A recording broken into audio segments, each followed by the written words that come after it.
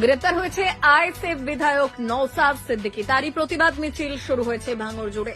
ধর্মতলায় নওসাদ সিদ্দিকীকে গ্রেপ্তার করার প্রতিবাদে ভাঙড়ে প্রতিবাদ মিছিল আইএসএফ এর। দক্ষিণ চব্বিশ পরগনা জেলার ভাঙড় 2 নম্বর ব্লকের শ্যামনগর পোলেরহাট 1 নম্বর অঞ্চলের পক্ষ থেকে এবং ভাঙড় 2 নম্বর ব্লকের মাঝেরহাট শ্যামনগর সহ একাধিক জায়গায় প্রতিবাদ মিছিল শুরু হয়েছে আইএসএফ এর। রাস্তায় প্রতিবাদ মিছিলে নেমেছে মহিলারাও। Bureau report, ICTV news Bangla.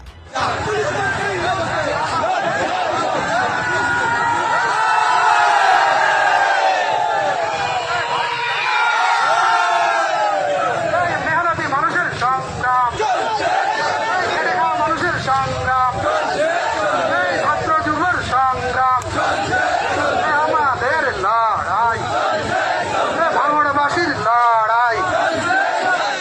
এই ওয়াকফের কালা কানুন মানছি না, মানব না। ওয়াকফের কালা কানুন মানছি না, মানব না। এই বাংলা বললেই বাংলাদেশি মানছি না, মানব না।